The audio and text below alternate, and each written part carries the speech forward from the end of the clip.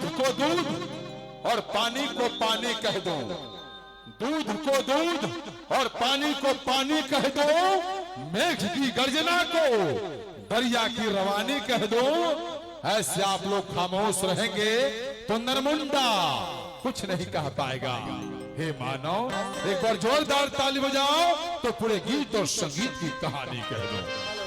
इहे रहन राउर पर ना पसान जी, काहे काहे अरे कोरा में धोके बिगाड़ दिले मान जी, अरे धोके चकोड़ लगा राजा, उहे पकड़ लेला राजा, अरे उहे पकड़ लेला राजा। ए सैया जी का कहते हो? काहे गजन कइले बड़ा ये रजाऊ? ए फूफा जी, कहाँ खाली बा गुफा जी? जा कोई में कि तू नयमुरी से देह सुहरावे लगनी, भगवान आधी राती मेरा जामू आवे लगनी। ये सैया रउआ जौन रात में गजन कह देता नहीं हमरा पूरा आदत हमारा नीक लागत बाना। अशोक मिश्र वाला हाल तू सिखले बड़ा। हे प्रभु, कितना अच्छा मैं गुंडा था, इन्होंने तो मुझे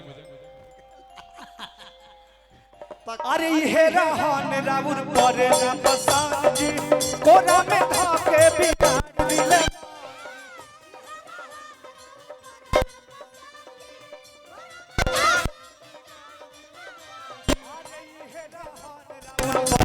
पसान जी, कोना में धोके बिगाड़ दिले मान जी।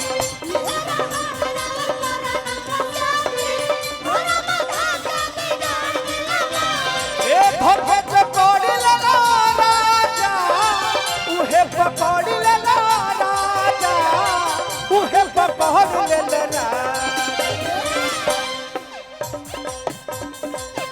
तू नयमुरी से देह सुहरावे लगनी, तू नयमुरी से देह सुहरावे लगनी, आधी राती में राजा मुआवे लगनी।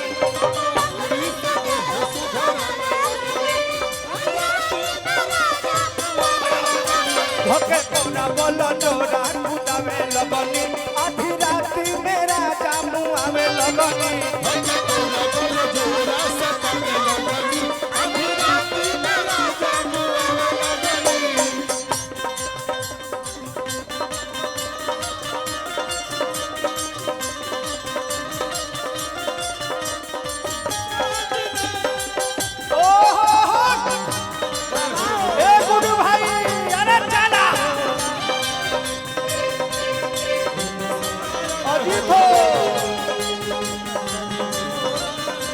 और हमारे काका भैया का भी स्वागत है।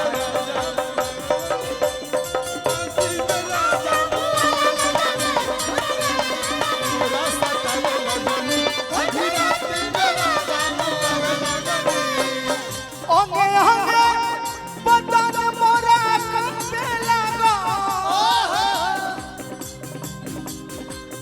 होई पातर शरीर आए हाथ लगा,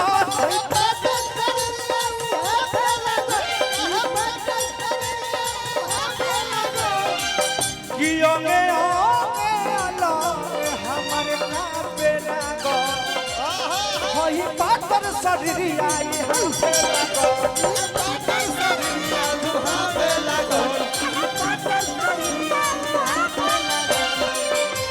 लाता प्यास लगाल पानी,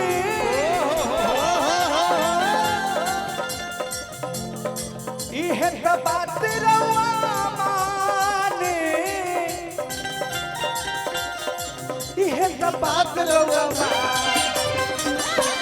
नयमुरी से देह सुहरावे लगनी, कि तू नयमुरी से देह सुहरावे लगनी, आधी राती में राजा मुआवे लगनी।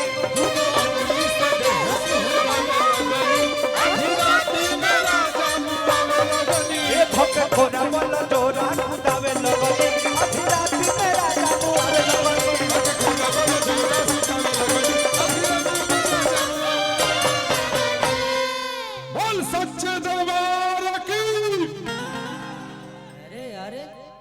कि बच्चा बच्चा बोलत बिहार बड़ुए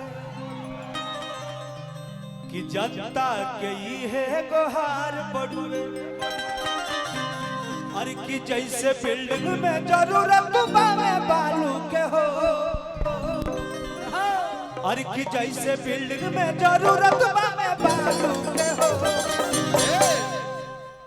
और सही बा जरूरत फेरू लालू के हो। हम चाहब कि हमनी के बड़े भाई तेजस्वी यादव जी और श्री लालू प्रसाद यादव जी परिवार खातिर एगो अलग स्थान पाए परिवार के और ये परिवार में हर एक दुख सुख में लोग शामिल रहेला। ते परिवार के एगो बहुत अच्छे सदस्य छोटे भाई दीपू सिंह हमनी के भविष्य बड़े अब किस संदेश के कहना है मित्रों कि भाई हमारे दीपू के अब की बार स्थान मिलेगा चाहिए मिलेगा मिलेगा। कहना है मित्रों इस समय गूंगा नहीं बस मौन होता है। समय गूंगा नहीं बस मौन होता है।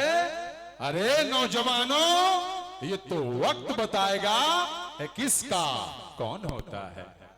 आइए बहुत सुंदर गीत और संगीत की बेताज बादशाह हमारे भाई प्रमोद प्रेमी यादव